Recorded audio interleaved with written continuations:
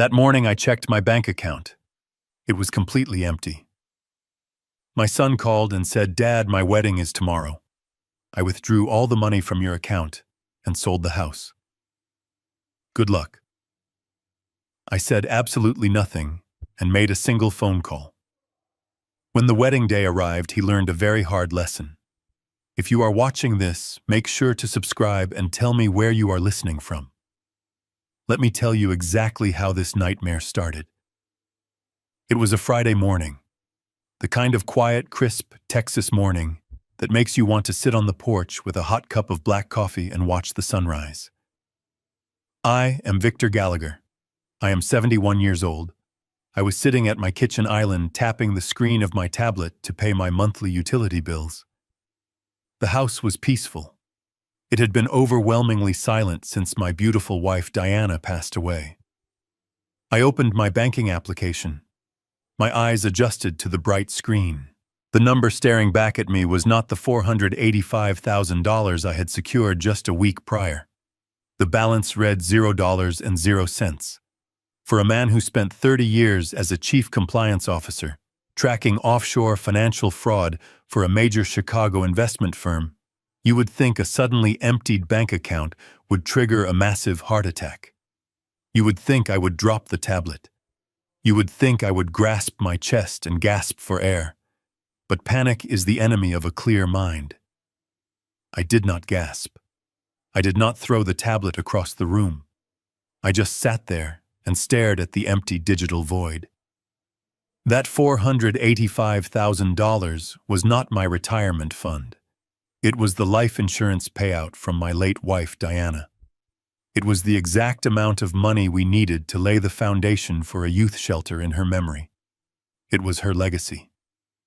And now it was gone, evaporated into thin air.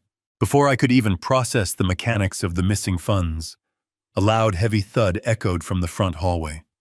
I set my tablet down on the marble counter.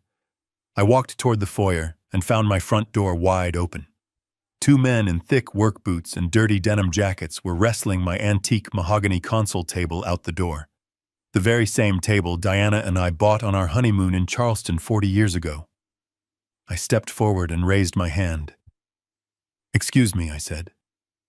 My voice was calm but carrying that undeniable weight of authority I used to reserve for embezzling corporate executives. "What exactly do you think you are doing with my furniture?"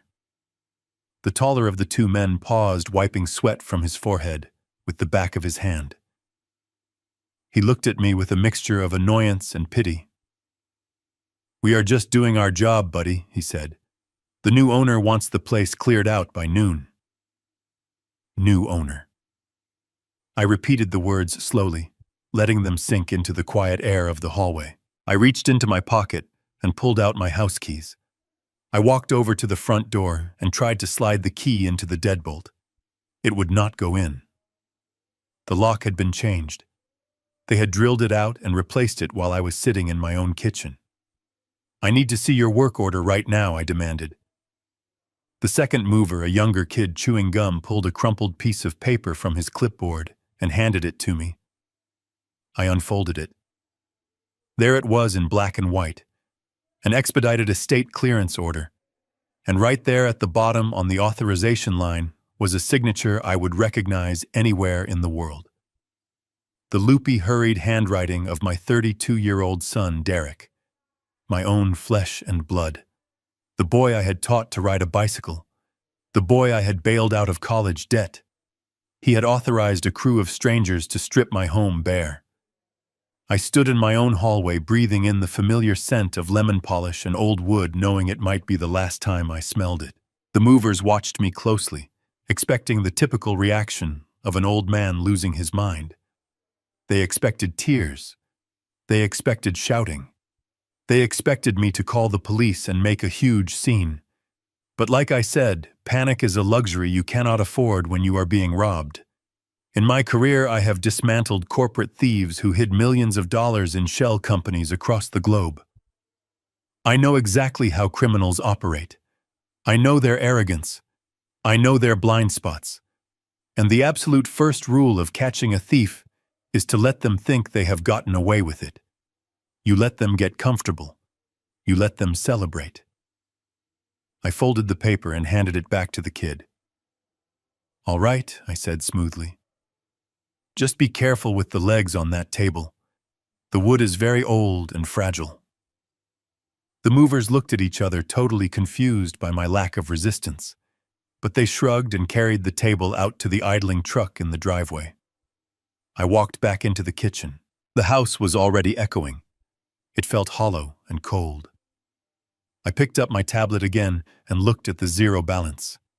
Derek was getting married tomorrow.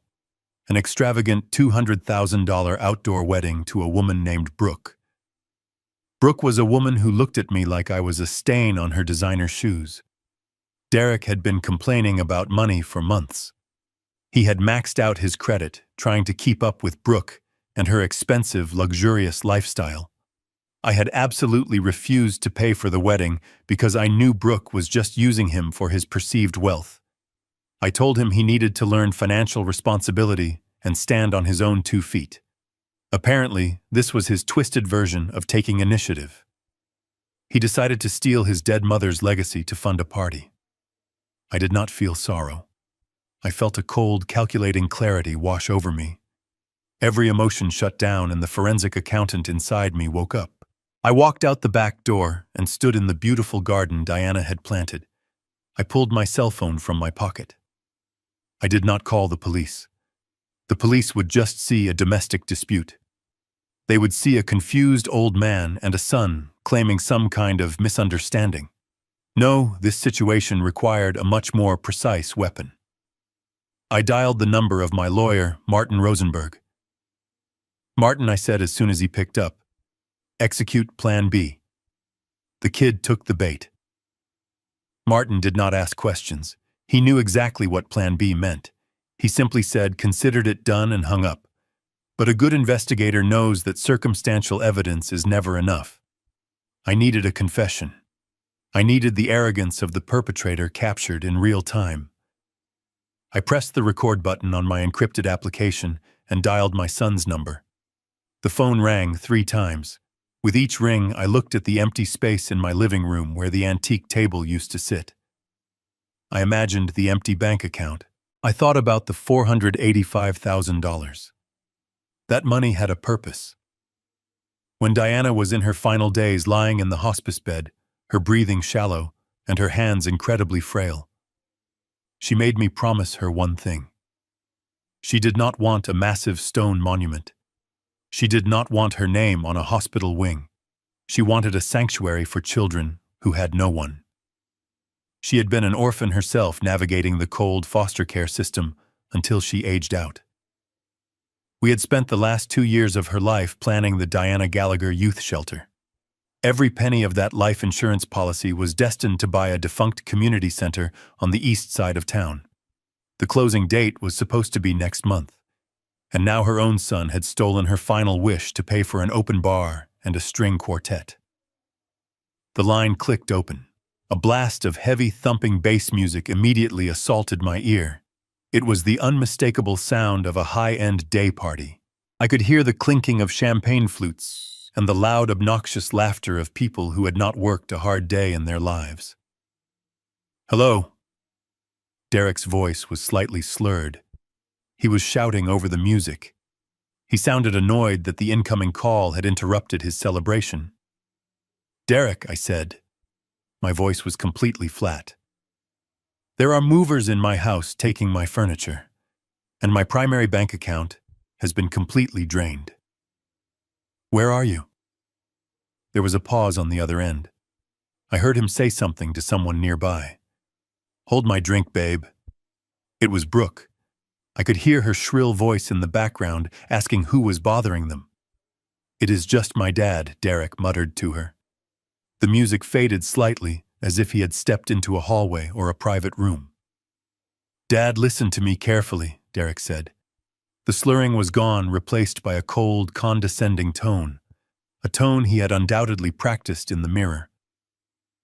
"My wedding is tomorrow.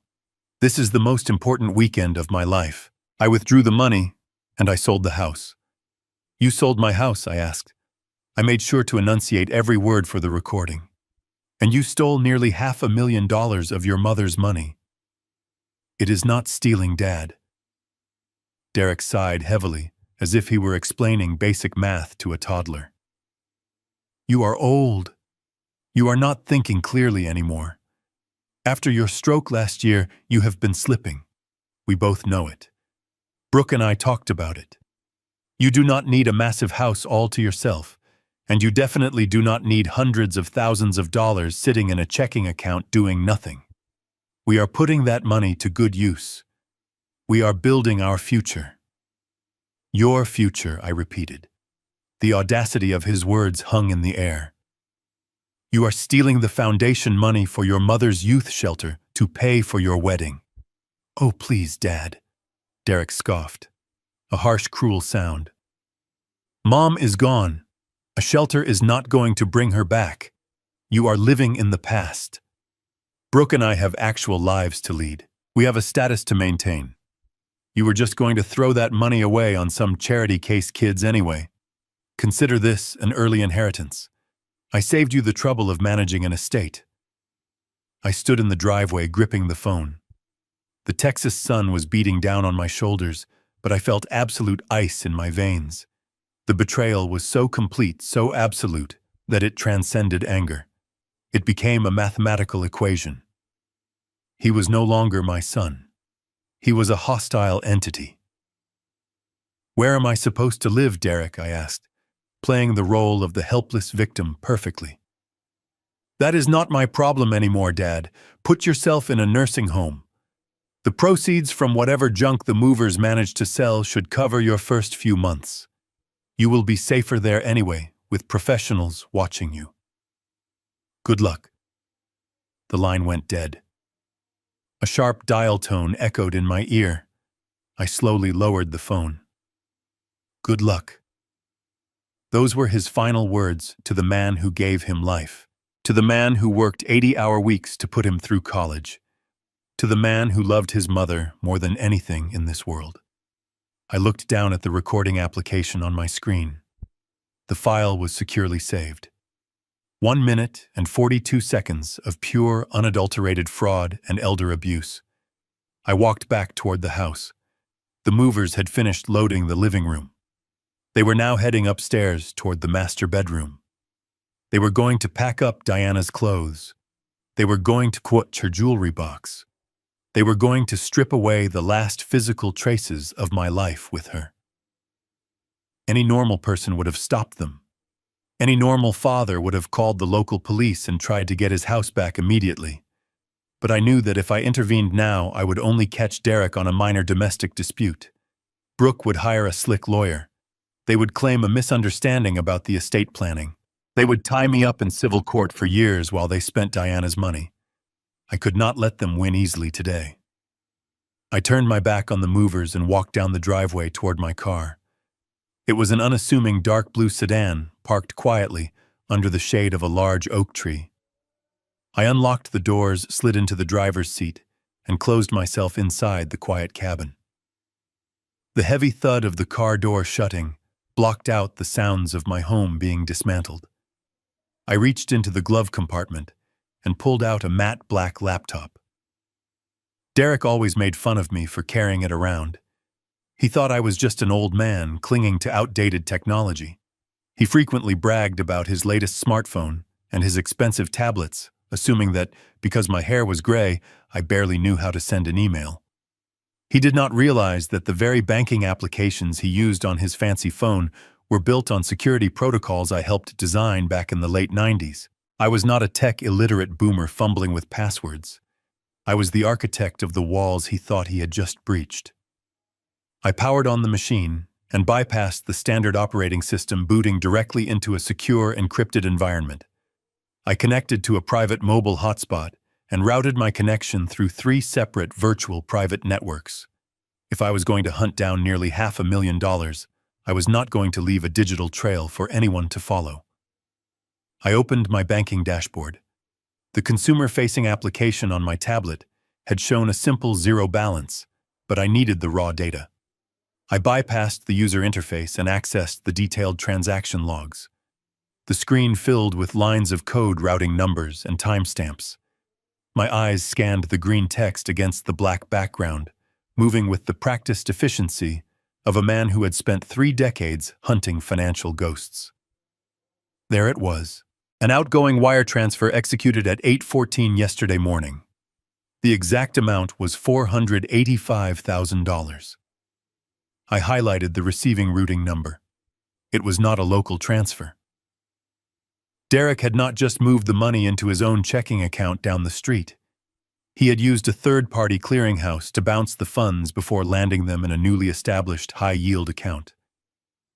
I ran the routing number through a financial database I still had access to. The destination was a regional bank headquartered in Dallas, Texas. My primary account, the one holding Diana's life insurance payout, was based out of Delaware. I leaned back in my seat and let out a slow, deep breath. My son was not just a thief. He was remarkably ignorant of federal banking regulations. By moving that amount of stolen money across state lines, he had instantly elevated a domestic dispute into a federal crime. He had committed wire fraud. The FBI would not treat this as a family disagreement over an inheritance. They would treat it as a major felony. I began compiling the digital footprint. I downloaded the wire transfer authorization forms, the timestamp logs, and the IP addresses used to initiate the transaction. With every click of my mouse, I was forging a nail for my son's coffin. I discovered that the transfer had been authorized using a digital signature. Derek had uploaded a document to the bank to bypass the fraud alert triggers. I pulled up the attachment. It was a scan of a legal document. I squinted at the screen, zooming in on the pixelated image. It was a medical and financial power of attorney. My stomach tightened.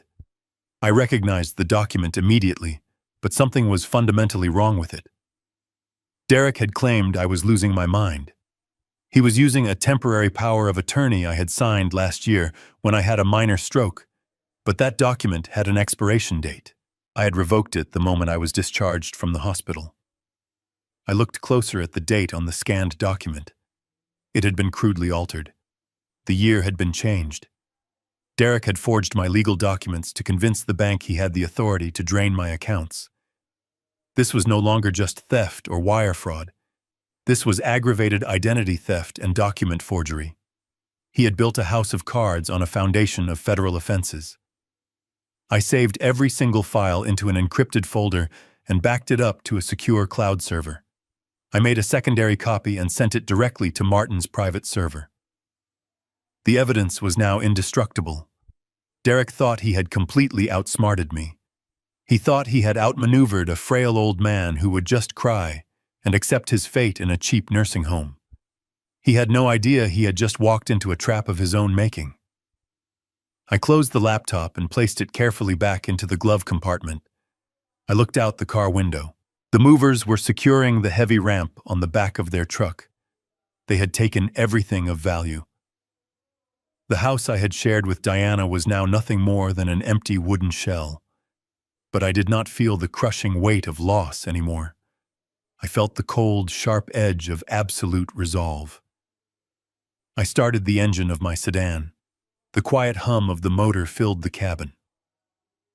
I adjusted my rearview mirror and took one last look at the property. Derek and Brooke were currently hosting an extravagant rehearsal dinner at a massive rented mansion across town. They were drinking expensive champagne and laughing with their wealthy friends, celebrating a future built entirely on my stolen money. It was time for me to pay my respects to the happy couple. I shifted the car into drive and pulled out of the long driveway, leaving my empty house behind. I drove away completely silently. The hunt had officially begun, and I was not going to stop until I burned their stolen empire to the ground. I drove my sedan to a parking garage and left it there. I did not want my familiar car parked outside, giving them advance warning. Instead, I requested a black car through the Uber application. The driver was a quiet man who kept the radio volume low, which I appreciated. I needed silence to focus on the performance I was about to deliver. The ride to the western hills of Austin took 40 minutes. We pulled up to a massive iron gate. The property was a sprawling modern glass and stone mansion that Derek and Brooke rented for the entire weekend. It was the exaggerated luxury that people with no actual wealth loved to show off. The driver rolled down his window and gave my name to the security guard. Since guests were still arriving, the guard simply nodded and waved us through. We drove up a long, winding driveway lined with imported palm trees and expensive sports cars. I thanked the driver, stepped out of the vehicle, and straightened my casual khaki jacket. I was not dressed for a high society evening. I was wearing the clothes I had put on to drink my morning coffee. I was not there to impress anyone. I walked up the wide stone steps toward the massive double doors. They were propped open to let the cool evening breeze flow through the house. The sound of live jazz music drifted out into the night air, accompanied by the low hum of wealthy people trying very hard to sound important. I stepped over the threshold into the grand foyer. The interior was blindingly white. White marble floors, white leather furniture, and massive modern art pieces. Caterers in crisp black uniforms moved silently through the crowd, carrying silver trays of delicate appetizers and tall glasses of expensive champagne. The guests were dressed in tailored suits and designer cocktail gowns. I stood near the entryway, letting the sheer arrogance of the room wash over me. Every single bite of caviar, every drop of that vintage champagne, and every hour this rented mansion cost was paid for by the money they stole from my dead wife. I scanned the room looking for the two people responsible. It did not take long to find her. Brooke was holding court near a massive indoor waterfall feature. She was wearing a sleek, pearl-colored silk dress that probably cost more than my first car. She was laughing loudly at a joke someone had just told, throwing her head back to make sure the photographer hired for the evening captured her perfect angle. As she lowered her glass, her eyes scanned the room and locked onto me. The fake smile on her face completely vanished. It was as if someone had physically struck her. She blinked twice, unable to comprehend how the pathetic old man they had just evicted was standing in the middle of her perfect rehearsal dinner. Her eyes darted around the room, checking to see if any of her wealthy friends had noticed my presence. Satisfied that no one was paying attention to the wrinkled old man by the door, she abruptly excused herself. She handed her half-empty champagne flute to a passing waiter and marched toward me. Her high heels clicked sharply against the marble floor, sounding like a ticking metronome counting down to an explosion. I stood my ground and waited. I let my shoulders slump slightly, and I softened my expression. I needed her to see weakness. I needed her to feel superior so she would make mistakes. Brooke did not stop until she was inches from my face. She strategically positioned her body to block me from the view of the main dining hall. Her perfume was incredibly strong and suffocating. "What on earth are you doing here?" she hissed. Her voice was barely a whisper, but it was laced with absolute venom. "You were not invited to this dinner, Victor." I looked around the room, pretending to be confused and slightly intimidated. "I just needed to speak with my son," I said, letting my voice tremble just a fraction. "I went to the house and there were men taking my things." Brooke grabbed my arm. Her perfectly manicured fingernails dug sharply into my wrist. She squeezed hard enough to leave marks. "Keep your voice down, you crazy old fool," she ordered. Her eyes were wide with furious panic.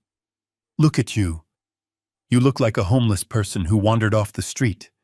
You are wearing dirty khakis at a formal event. You are completely ruining my aesthetic. Do you have any idea who is in that room right now? There are investors and influencers here. My brand depends on this weekend looking flawless."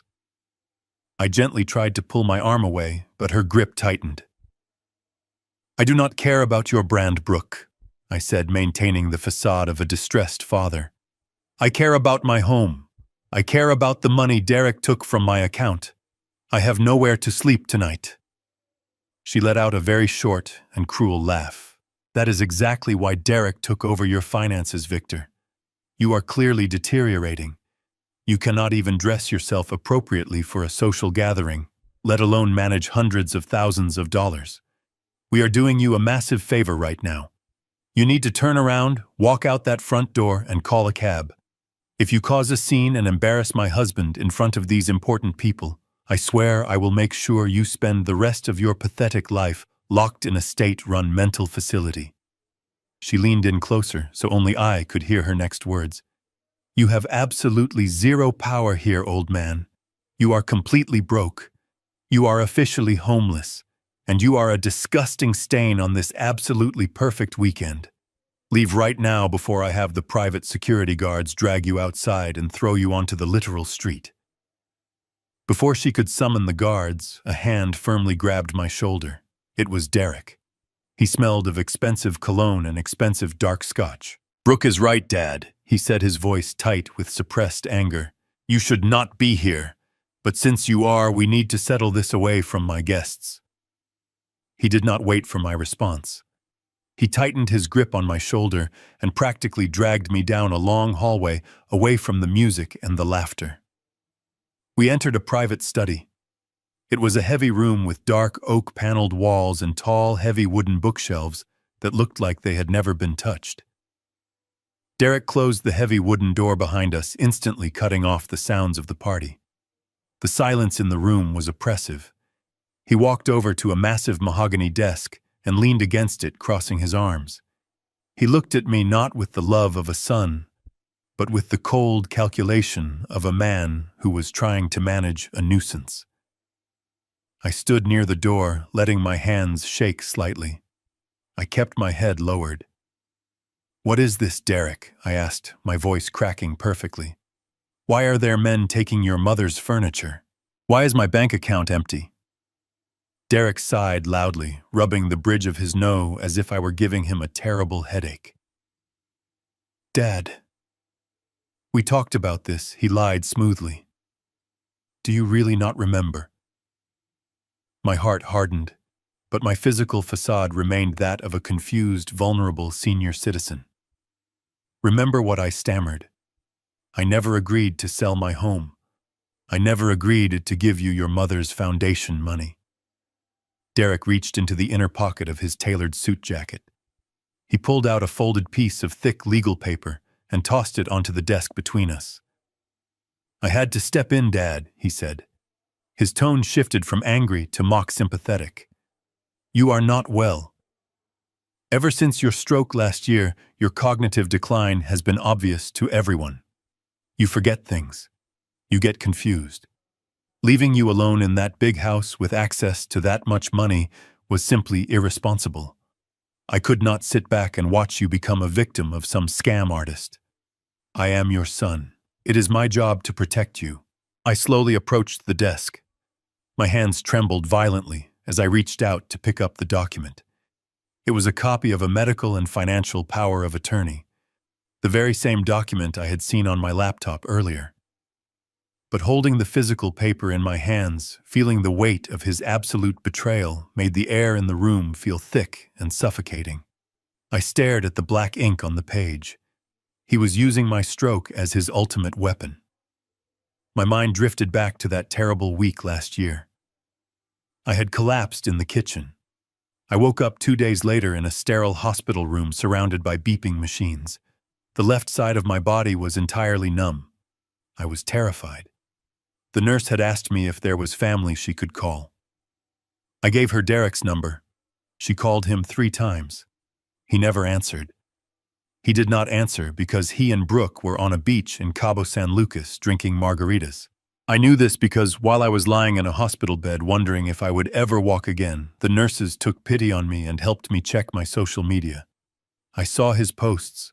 I saw the pictures of them laughing in the sun while I was fighting for my life in the shadows. I recovered completely alone.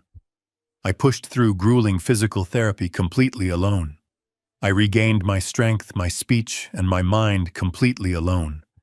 And now he was standing in front of me dressed in a tuxedo paid for with my money, using the very illness he ignored to declare me incompetent. "It is all completely legal, Dad," Derek said, watching me stare blankly at the paper. "You signed it yourself. The doctors agreed that you needed supervision. I transferred the funds into a secure trust that I currently manage. The house was too much of a liability, so I liquidated it to cover your future care. You do not have to worry about bills or maintenance anymore. I have taken the heavy burden off your aging shoulders. You should be thanking me." "Thanking you," I whispered. My voice was barely audible. I let a single tear roll down my cheek. It was not a tear of sadness. It was a tear of profound disgust. Derek misread it entirely. He thought he had broken me. He thought he had finally forced me to accept my new pathetic reality. "Yes, Dad, thanking me," he replied, stepping closer. He patted my shoulder with a condescending rhythm. "Now I need you to go home." "Well, not home. Go to a hotel. I will have my assistant book you a room for the weekend. After the wedding, we will look into a nice assisted living facility, somewhere quiet. You will make friends. It will be good for you." I kept my eyes glued to the forged date on the power of attorney. The numbers had been blatantly altered to make the expired temporary document appear permanent. He was incredibly arrogant. He was so convinced of his own superior intelligence that he did not even realize the massive legal trap he had just confirmed by handing me this piece of paper. I slowly folded the document and slipped it into my pocket. Derek smiled, looking incredibly proud of himself. He thought he had just won the ultimate victory. He thought he had successfully erased my entire life without facing a single consequence. I nodded weakly, turned my back on my only son, and walked quietly out of the room, completely ready to destroy his pathetic little empire tomorrow. As my hand reached for the heavy brass doorknob, the thick wooden door suddenly swung open inward. Brooke stood in the threshold, blocking my exit. She had clearly been listening from the hallway, waiting for the perfect moment to make her entrance. She looked past me to Derek, who gave her a subtle nod of victory, indicating that I had been dealt with and neutralized. A slow, cruel smile spread across her face. It was the kind of smile a predator gives a wounded animal when the hunt is finally over. She stepped fully into the study, closing the door slightly behind her, to trap me in the small space between them. "You really thought you could come here and make demands?" she said, shaking her head in disbelief. "You really thought you had some sort of power left in this family?" She reached inside, searching for something. She pulled out a crisp new $100 bill. She held it up between her index and middle fingers, dangling it in front of my face like a piece of meat. She took a step closer until I could smell the overpowering scent of her expensive perfume again. With a swift, demeaning motion, she shoved the folded bill directly into the front breast pocket of my jacket. She patted the pocket twice as if she were rewarding a stray dog. "Take a taxi to a cheap motel." "Old man," she whispered, her tone dripping with absolute disgust. "Buy yourself a hot meal and go to sleep. And do not even think about showing your face at the venue tomorrow. You are not needed. Do not ruin my photos tomorrow." I looked down at the green edge of the bill sticking out of my pocket. I slowly raised my eyes to meet hers. I let my lower lip tremble. I let my shoulders drop another inch. I reached up and placed my hand over the pocket, holding the money close to my chest, as if it were my last lifeline. "Thank you," I murmured, my voice thick with fake emotion. I bowed my head submissively, completely avoiding her gaze. I slipped past her through the doorway, leaving her and Derek alone in their temporary fortress of stolen wealth. I walked back down the long hallway, moving slowly and unsteadily. I passed the grand foyer where the jazz music was still playing, and the wealthy guests were still laughing. None of them paid any attention to the old man shuffling out the front door. They were too busy celebrating a marriage built on a foundation of absolute lies. I stepped out into the cool night air and began the long walk down the winding driveway toward the front gate where I had arranged for another car to pick me up. With every step I took away from the mansion, my posture began to change. The pathetic old man vanished into the darkness, leaving only the cold, calculating forensic investigator in his place. I reached into my pocket and pulled out the crisp $100 bill Brooke had just shoved into my chest. I stared at Benjamin Franklin's face under the dim glow of a street lamp. She thought this piece of paper was the ultimate insult. She thought she had purchased my dignity for a single $100 bill. But she was entirely wrong. This piece of paper was just a physical manifestation of her unbelievable arrogance. And arrogance is always the fatal flaw in every criminal conspiracy I have ever dismantled. I folded the bill neatly and slid it into my wallet. I would keep it as a souvenir. My fingers brushed against the folded medical and financial power of attorney that Derek had given me. The air was cool, but my mind was burning with absolute clarity. The legal trap was now fully armed and locked. When Derek stood in that study and smugly handed me a forged legal document, he fundamentally changed the rules of engagement. If he had simply stolen cash from a safe in my home, it would have been a terrible betrayal and a local police matter. But he was greedy, and he was incredibly sloppy. He used an altered legal document to authorize a massive wire transfer of $485,000, and he routed those funds from a bank in Delaware to a bank in Texas. The moment those digitized funds crossed the state line, his crime escalated from local theft to federal wire fraud. It is one of the most severe financial crimes in the United States Criminal Code. The Federal Bureau of Investigation does not take wire fraud lightly. The penalties are incredibly severe, especially when the victim is a senior citizen and the amount exceeds certain thresholds. He had practically handed me the weapon for his own destruction. Furthermore, the act of altering the date on the power of attorney constituted aggravated identity theft and document forgery. Each of these offenses carried mandatory minimum prison sentences. Brooke and Derek thought they were playing a simple game of family politics. They thought they were just outsmarting a senile father who would eventually surrender. They did not realize they had just triggered a federal investigation that would completely destroy their lives. I reached the bottom of the driveway and stood by the massive iron gates waiting for my ride. The night was quiet. The jazz music from the mansion was just a faint whisper in the wind. I felt a deep sense of absolute peace wash over me. I was focused entirely on the execution of justice. The bait had been taken. The evidence was secured on multiple encrypted servers. All that was left to do was spring the mechanism. I watched the headlights of my approaching car cut through the darkness. Tomorrow, they were going to have a beautiful wedding, and I was going to give them a wedding gift they would never forget for the rest of their miserable lives. The black car arrived at the driveway. I opened the door and slid into the back seat. I gave the driver an address in downtown Austin. The ride through the dark city was perfectly quiet. My mind was no longer focused on the mansion or the rehearsal dinner.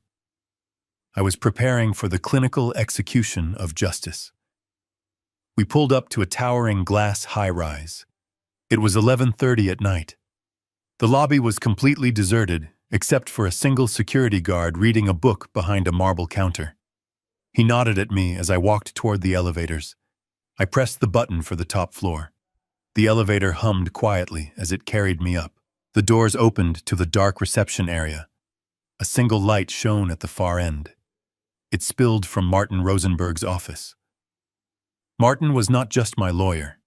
He was a former federal prosecutor who worked alongside me investigating financial fraud. He knew my methods. He knew my mind. And he knew my late wife, Diana. I pushed the door open. Martin was sitting behind his heavy oak desk. His tie was loosened, and his sleeves were rolled up. The soft glow of his desk lamp illuminated a thick stack of printed documents. These were the digital files I transferred to his server. He looked up over his reading glasses as I entered the room. "You look terrible, Victor," he said. I sat down and let out a long breath. "I feel incredibly clear, Martin," I replied. "Have you reviewed the files I asked?" Martin nodded slowly. He tapped the stack of papers with his pen. "It is all here. The wire transfer logs, the destination numbers, the altered timestamps, and the forged power of attorney. Derek was stupid to use a clearinghouse. He left a digital trail a mile wide. I spent the last 3 hours drafting the official report for the Federal Bureau of Investigation. I have also prepared the emergency injunctions to freeze the receiving accounts in Dallas. The moment the banks open on Monday morning, those funds will be locked down tighter than a drum. But the FBI does not wait for banking hours when wire fraud of this magnitude is reported. We can submit this directly to the Cybercrimes Division right now. Martin leaned back in his chair and took off his glasses. He looked at me with a profound sadness. For 20 years I have known you, Victor. I have watched you dismantle ruthless corporate criminals without blinking an eye. But this is different. This is Derek. I watched that boy grow up. I attended his high school graduation. I ate dinner at your table with Diana while he played in the backyard. Martin leaned forward and rested his arms on the desk. He folded his hands together. I need to ask you this as your legal counsel and as your friend. Are you absolutely sure you want to do this? Once we file this report, there is no retracting it. This is not a civil suit. This is a federal felony. They will arrest him. He will face severe mandatory prison time. Your only son will become a convicted felon. Are you prepared to send your own flesh and blood to federal prison? The only sound was the faint ticking of a grandfather clock in the corner of the office. I looked at the pen resting on top of the FBI report. For a brief moment, the image of Derek as a little boy flashed in my mind. A boy with scraped knees and a bright smile. But that boy was gone. He had been replaced by a selfish, arrogant thief who stood in a rented mansion and told his father to go die in a cheap motel. Blood is a biological accident, Martin, I said softly but firmly. It is not a free pass to commit atrocities against the people who brought you into this world. I raised him to understand right from wrong. I paid for his education. I gave him every opportunity to become a decent, honorable man. He made his choices. He chose to look at my temporary physical weakness after my stroke as a permanent opportunity for exploitation. He chose to steal the money intended for orphans to fund a ridiculous party. I walked over to the large window and stared outside. True family is built on mutual respect and unconditional love. It is not an entitlement program. Diana and I worked our entire lives to build something meaningful. She wanted to leave a legacy of kindness. Derek tried to pave over her grave with a $200,000 wedding. If I let him walk away with this, I am not protecting him. I am simply validating his cruelty. I am teaching him that there are absolutely no consequences for destroying another human being as long as you share their last name. I will not allow the memory of my wife to be financed into his pathetic illusion of wealth. I turned back to the desk. I picked up the heavy silver pen. I did not let my hand shake. I did not hesitate for a single fraction of a second. I pressed the tip of the pen to the signature line on the final page of the FBI report. The ink flowed smoothly across the crisp white paper. I signed my name with the exact same firm, deliberate strokes I had used my entire professional career. I placed the pen back onto the desk and pushed the document toward Martin. I am completely sure, I said. My voice was steady and absolute. Spring the trap immediately. Martin looked at the signature.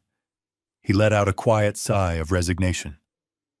He opened his laptop and scanned the signed page into the secure federal portal. With one click of his mouse, the encrypted file was sent directly to the Cybercrimes Division. The mechanism of justice was now officially in motion. I slept 4 hours on the vintage leather sofa in Martin's office. The morning sun was just beginning to pierce the glass windows. It was Saturday. It was the morning of my son's wedding. Caterers were arranging expensive flowers and velvet chairs on a manicured lawn. Inside the quiet law office, there was no celebration. There was only stale coffee and the hum of computer servers.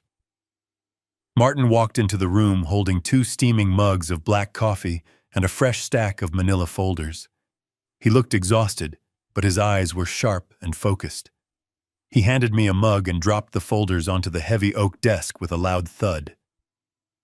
The Cybercrimes Division acknowledged our file at 3 in the morning, Martin said, taking a sip. They officially opened a case. The wheels are turning. While waiting, I dug into the secondary part of Derek's financial scheme. I pulled the property records. I stood and walked over to the desk. The coffee burned my throat, but it woke up my senses. The house, I said softly. Derek told me he liquidated the house to cover my future care in an assisted living facility. I assumed he had just initiated a standard listing agreement with a crooked real estate agent. Martin shook his head and opened the top folder. He did not list the house, Victor. He sold it. The transaction was finalized and recorded electronically late yesterday afternoon. I stared at the official county deed transfer document. The numbers printed on it made absolutely no sense. The house Diana and I built had a market valuation of at least $1.2 million. It was located in one of the most desirable neighborhoods in the entire state. But the sale price listed on the deed was exactly $600,000, half of its actual value. I traced my finger over the printed numbers. He sold $1 million estate for $600,000. I muttered, my mind quickly processing the mathematics of the crime. He took a 50% loss on the greatest asset in the portfolio. Why would he do that? Because he did not care about the long-term value, Martin replied, leaning against the edge of the desk. He cared about liquidity. Look at the terms of the sale. It was an all-cash transaction. No mortgage contingencies, no structural inspections, no standard 30-day escrow period. He surrendered the deed for a duffel bag of digital cash. The reality hit me like a blow. Derek was not just stealing my money for a wedding. The wedding was just a smokescreen. The $200,000 party was designed to make him look incredibly successful and deeply rooted in the community. But behind the scenes, he was executing a massive fire sale. He drained the $485,000 from the life insurance policy. He liquidated the real estate for another $600,000 in pure cash. He had gathered over $1 million in untraceable liquid assets in less than 48 hours. He is running, I said, looking up at Martin. He is not planning to stay in Austin. He and Brooke are planning to take the money and flee the country immediately after the reception. They will probably hop on a plane to somewhere with favorable extradition laws under the guise of an extended luxury honeymoon. By the time anyone realizes the money is completely gone and the property is legally tangled, they will be sitting on a beach halfway across the world. Martin nodded in agreement. That is the only logical explanation for taking such a massive loss on the property. He needed the cash instantly. But that brings us to the most confusing part of this entire transaction. Martin flipped to the second page of the file. In all my years of practicing real estate and financial law, I have never seen a property close this fast. The title search alone usually takes a week. To execute a cash transfer and record a deed in under 24 hours requires an incredibly motivated buyer, someone who is willing to bypass all standard legal protections and cut massive corners. I looked down at the buyer information on the deed. The space where a family name or a standard property management firm should have been was occupied by a corporate entity. The new legal owner of my home was listed as Apex Holdings Limited Liability Company. Apex Holdings, I read the name aloud. It sounded exactly like the type of generic shell company criminals use to wash dirty money. Who is behind it? That is the million-dollar question, Martin said, tapping the paper.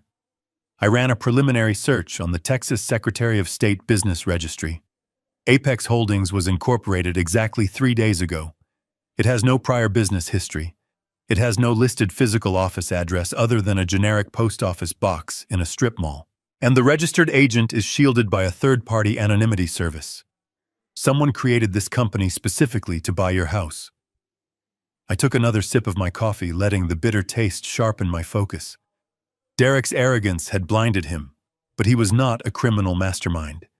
He did not know how to set up shell companies or have connections to underworld buyers who could produce untraceable cash overnight. Someone else was pulling the strings on this real estate deal. Someone with a deep understanding of how to exploit a desperate, greedy young man. "I need access to your premium software, Martin," I said, setting my mug down. "The public registries are not going to give us the name of the real buyer. But every single limited liability company leaves a digital financial footprint. They had to wire that $600,000 from somewhere. And I am going to find out exactly who handed my son the match he used to burn down my legacy." Martin stepped aside and let me take his leather chair. I opened a specialized data terminal on his secure computer network. This software was not available to the general public. It was a proprietary forensic database used by federal investigators to trace dark money across international borders. A domestic shell company like Apex Holdings might fool a local tax assessor, but to this system it was practically transparent. I began running a reverse trace on the corporate registration number. The anonymity service shielding the owner was based in Nevada. I bypassed their firewall by cross-referencing the digital payment method used to file the initial incorporation documents. Criminals often remember to hide their names, but they almost always forget to hide the credit card they use to pay the filing fees. Lines of data scrolled rapidly across the bright monitor. I watched as the software peeled back the layers of deception. Within 10 minutes, the system flagged a direct match. The credit card used to establish Apex Holdings belonged to an individual residing right here in Austin. The screen refreshed and a name appeared in bold black text. Chad. No massive corporate conglomerate. No sophisticated syndicate of offshore real estate investors. Just a single individual named Chad. I typed his full name into a secondary public records database. He had a few minor traffic violations and a dismissed civil suit for unpaid rent, but no major criminal history. What he lacked in criminal sophistication, he made up for in an aggressive social media presence. I opened a standard internet browser and navigated to popular social media platforms. I typed his name into the search bar. His profile was entirely public. The page was a nauseating shrine to superficial vanity. There were hundreds of photographs of a heavily muscled man in his late 20s posing in gyms, drinking protein shakes, and standing near leased luxury cars. His profile bio listed him as an elite personal fitness coach and a lifestyle entrepreneur. I scrolled through his posts, feeling a cold knot forming in my stomach. I knew exactly where this was going, but I needed visual confirmation. I clicked on a photo album tagged with a location in downtown Austin. It was a high-end private training facility, and there she was. Brooke. My future daughter-in-law was featured prominently in dozens of his videos and photographs. In some, she was lifting weights while he spotted her with his hands lingering entirely too close to her waist. In others, they were taking mirror selfies together, their bodies pressed tightly against one another, smiling brightly for the camera. The captions were full of heart symbols and inside jokes. She called him her daily motivation. He called her his favorite client. But the body language in these images told a completely different story. It was not a professional relationship. It was intimate. It was arrogant. It was deeply sickening. Chad was not just a fitness trainer who decided to pivot into real estate investing overnight. He was Brooke's lover. The pieces of the puzzle slammed together with a deafening finality. Derek was completely oblivious. He thought he was the mastermind of this grand financial escape. He thought he was liquidating my assets to fund his beautiful future with his perfect wife. But Derek was just a useful idiot. Brooke and Chad orchestrated the entire real estate transaction. Brooke manipulated my son into selling the property at a massive financial loss, knowing that Chad had formed a shell company to purchase it. They were using Derek's own greed to rob him blind. Once the wedding was completely over, and Derek was left holding the bag for the federal wire fraud, Brooke and Chad would take all the cash, the house, and disappear.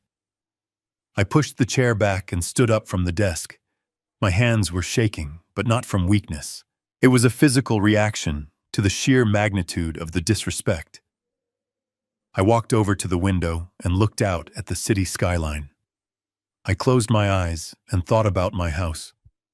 It was not just a building constructed from wood and stone.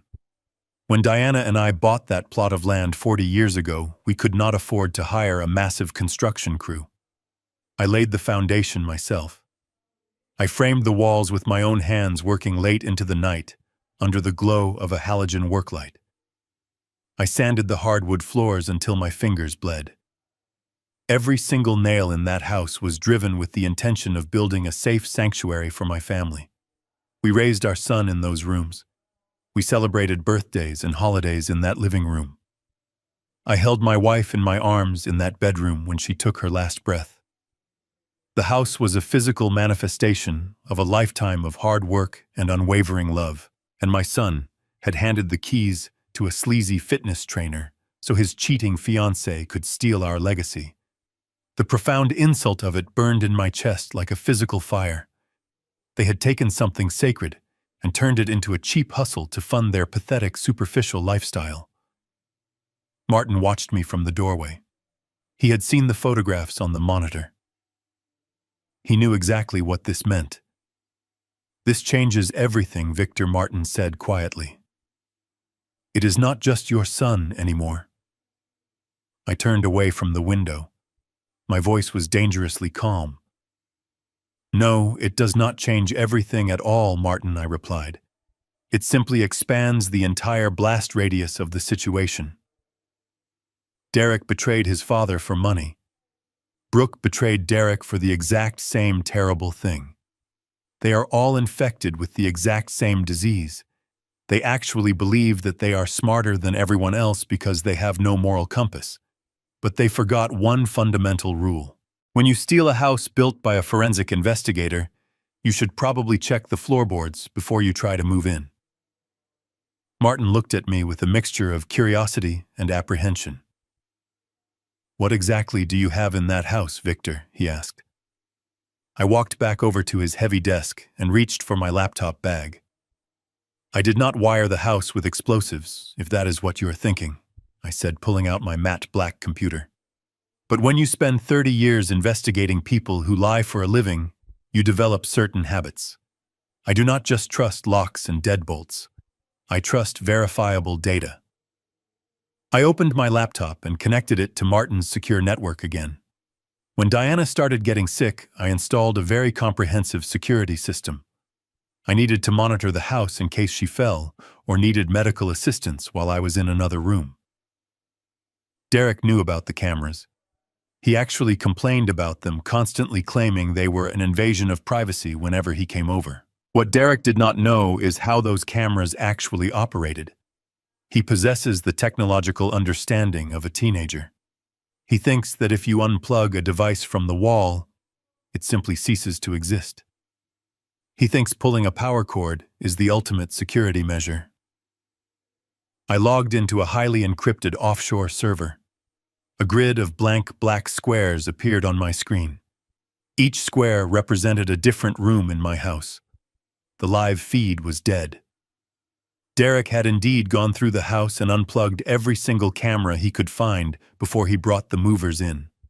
But he did not realize that the physical cameras were merely optical relays. The actual recording system was hardwired into an independent battery backup hidden inside the walls. Every single second of video and audio was instantly uploaded to a secure cloud server. The data was untouchable. I bypassed the dead live feed and accessed the archived storage. I needed to see exactly what happened in my house before the movers arrived. I selected the master timeline and began scrolling backward. Yesterday was a flurry of activity with Derek storming through the rooms holding his forged paperwork. I kept scrolling. 2 days ago, the house was mostly empty. Then I hit the timestamp for Tuesday evening. Exactly 3 days ago. A thumbnail image flickered to life in the center of the grid. The camera was located in the main living room, pointing directly at my antique cabinet. I clicked the thumbnail to expand the video to full screen. The image was crystal clear, high definition. It was 10 at night.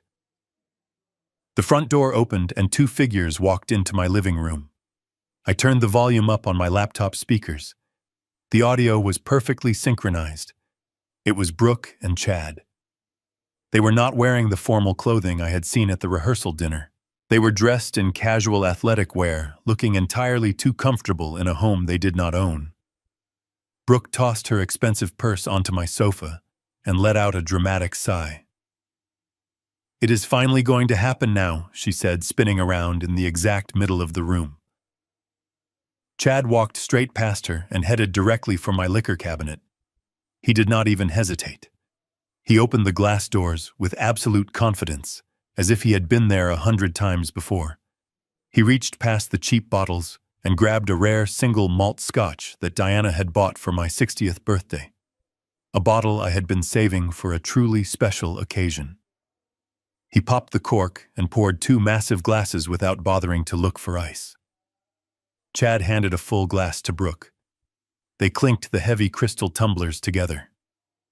"To the easiest payday of my entire life," Chad said, a smug grin plastered across his face. Brooke took a sip and laughed, a sharp, ugly sound that echoed through my empty house. "I cannot believe Derek actually bought the whole story," she said, shaking her head. "He was so terrified of looking broke in front of my friends that he practically begged you to take the house off his hands. He thinks he is a financial genius." Chad took a long drink of my scotch. "Derek is an absolute moron," Chad replied, walking over to my leather armchair and dropping his heavy frame into it. He propped his feet up on the mahogany coffee table, leaving dirty scuff marks on the polished wood. "He literally handed me the deed to $1 million property for half the price, and he thinks I am doing him a massive favor. Once the wedding is over and the ink is dry on that wire transfer, we are going to disappear. And Derek is going to be left standing at the altar with absolutely nothing but a massive charge." Brooke walked over and sat on the arm of the leather chair, wrapping her arm around Chad's neck. She kissed him deeply, right there in the middle of my living room. "I am so glad I do not have to pretend to love that pathetic loser anymore," she whispered. "We take the $485,000 in cash from the insurance policy. We take the $600,000 from the house flip. We catch the first flight to Dubai, and we never look back. He can rot in federal prison for all I care." The old man drops dead. Martin stood behind me watching the screen in absolute horrified silence. He had prosecuted hundreds of criminals, but the sheer callousness of what we were watching was entirely different. It was deeply personal. They were sitting in my house drinking my scotch and casually planning the complete destruction of my family. I did not feel angry. I felt an incredible, terrifying calm. I paused the video, perfectly freezing the frame on their smiling faces. "The digital cloud does not lie, Martin," I said softly. I leaned back in the chair and closed the laptop. The evidence was absolutely flawless now. I pressed the spacebar on the keyboard, and the high-resolution video feed resumed playing immediately. On the screen, Brooke pulled away from Chad and walked over to my dining table. She ran her hand along the polished wood surface, leaving a faint smudge on the finish. She turned back to Chad with a wicked gleam in her eyes. "The best part of this entire plan is how completely insulated we are," she said. Her voice was crystal clear. "Derek is the one who took his father's medical records to that shady notary. Derek is the one who actually signed the forged power of attorney. He is the one who marched into the bank and authorized the wire transfer. My name is not on any paper. If the federal investigators ever catch on, they are going to look straight at the son who came into massive cash before the wedding. He is the perfect shield." Chad laughed, taking another gulp of my vintage scotch. He walked slowly over to the table to join her. "And my name is completely buried behind 3 layers of corporate anonymity," he added. "Apex Holdings will transfer the real estate deed to an overseas buyer by Monday morning. The $600,000 will be washed through offshore accounts before the old man even realizes his locks are changed. We take the $485,000 from the life insurance policy that Derek deposited into the joint account. We drain it all tomorrow night while he is dancing at the reception. We leave his phone in the hotel suite. Our flight to Dubai boards at 2 in the morning. By the time Derek wakes up on Sunday, he will be completely broke, wifeless, and staring down the barrel of a federal indictment. Brooke smiled a smile so incredibly cold and completely devoid of human empathy. She raised her heavy crystal glass high in the air. To Derek, she mocked. The most gullible groom in the history of the world. They clinked their glasses together again.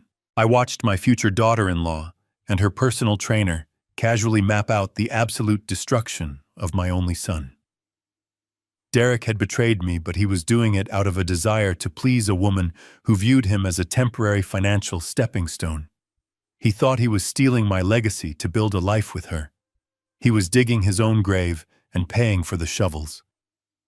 I felt a wave of pity for the boy. Not forgiveness, but pity. He was incredibly foolish, and he was about to pay a terrible price for his arrogance. I reached for the mouse and stopped the video playback. The 4,000 pixel resolution captured every micro-expression on their faces. The audio was pristine. A defense attorney could never argue that this was a deep fake. It was a direct, explicit confession of criminal conspiracy, wire fraud, and planned evasion of justice. I opened an encrypted protocol. I highlighted the video file and the isolated audio track. With a few deliberate keystrokes, I began the download process. A green progress bar appeared on the screen, slowly inching toward completion. I mirrored the download simultaneously, sending a direct copy to Martin's secure legal server and another copy to an offline physical drive I kept in my briefcase. Martin stood perfectly still behind me. His breathing was incredibly heavy and deliberate. In all my years in the justice system, I have never seen a conspiracy laid out so plainly, he whispered. They are not just thieves. They are sociopaths. They are entirely willing to destroy a man's life just to fund a permanent vacation. Martin walked around the desk and slumped into his chair, rubbing his temples. We need to submit this video to the Cybercrimes Division immediately. This elevates the entire case. It is no longer just your son committing wire fraud. This is a multi-person criminal syndicate executing a coordinated strike against a vulnerable target. The Federal Bureau of Investigation will bring the hammer down on all of them. They will intercept Brooke and Chad at the airport before they ever set foot on that plane to Dubai. I watched the green download bar hit 100%. The files were locked and secured. I quietly closed the remote access window to my hidden home security system. No, Martin, I said calmly. We are not giving this video to the authorities just yet. Martin looked at me in shock. Victor, you have the smoking gun right here. Why would you withhold this from the federal agents? Federal agents operate on a bureaucratic timeline, I explained. They will open a case file. They will assign investigators. They will eventually issue formal subpoenas. By the time they actually move to arrest anyone, the wedding will be over. The damage to my family name will be public and permanent. I do not want them quietly arrested in an airport terminal in the middle of the night. I want them to face the absolute maximum consequence at the exact height of their arrogance. I packed my laptop back into its protective case and secured it inside my bag. I stood up and looked directly at Martin. Derek truly thought he could easily discard me. Brooke thought she could use my son to rob me blind. They both thought they were the smartest people in the room. But I built a career on exposing people who thought they were invincible. I am going to let them put on their expensive clothes. I am going to let them stand in front of their wealthy friends. I am going to let them believe that they have won. And then I am going to tear their entire world apart piece by piece. But before we do that, we need to answer one final question about Chad. Where exactly did a local fitness trainer get $600,000 in cash to buy my house? Martin slowly sank back into his heavy leather chair and pulled the keyboard toward him. That is the exact detail that has been bothering me since I first looked at this file, he said, while typing a rapid series of commands. Personal trainers do not typically have $500,000 of liquid capital sitting in a standard checking account, ready to deploy on a moment's notice. Even a legitimate hard money lender would require a property appraisal and at least 48 hours to underwrite a loan of that size. Chad had to get this cash from a source that completely bypasses the traditional banking sector. A source that does not ask questions and operates strictly in the shadows. I walked around the desk and stood behind his shoulder watching the screen as the forensic software dug into the origin of the $600,000 deposit into the Apex Holdings account. The money did not come from a traditional retail bank. It originated from a small private commercial lending firm located in a dilapidated industrial park just outside the city limits. Martin highlighted the name of the firm. Silver State Financial Services. Do you know them? I asked. Martin let out a low whistle that sounded incredibly strained. I know exactly who they are, Victor, and it makes this entire situation exponentially more volatile. Silver State Financial Services is not a real lending institution. It is a known front company for a very dangerous local syndicate. They operate a massive illegal loan sharking ring, disguised as a high-risk commercial venture capital group. The district attorney has been trying to build a racketeering case against them for 5 years, but they are incredibly violent, and their victims are always entirely too terrified to testify. They provide immediate massive cash loans to desperate people who cannot secure traditional financing.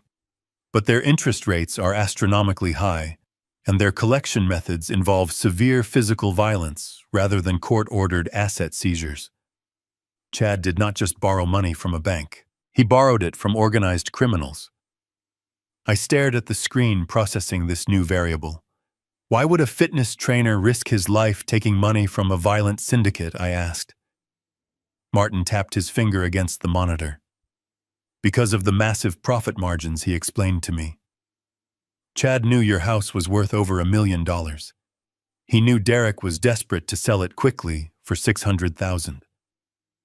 Chad went to the syndicate and promised them a massive return on a short-term loan. He took their $600,000 and used it to buy the property through his shell company. He probably told the syndicate he would flip the house on the open market next week for its true value of $1.2 million. He would pay back the principal plus an exorbitant amount of interest and still walk away with hundreds of thousands of dollars in pure profit. It was a guaranteed win in his mind. He and Brooke would take the house profit, adds it to the $485,000 they stole from your checking account, and disappear to Dubai before the syndicate even realized they were gone. But if something goes wrong with the real estate flip, Chad is personally on the hook for $600,000 to people who will not hesitate to bury him in the desert. The silence in the law office felt heavy and thick. Martin looked up at me, his face pale and tight with genuine concern. Victor, you need to understand the absolute gravity of this situation. If Chad defaults on this loan because we freeze his assets, the syndicate will hunt him down.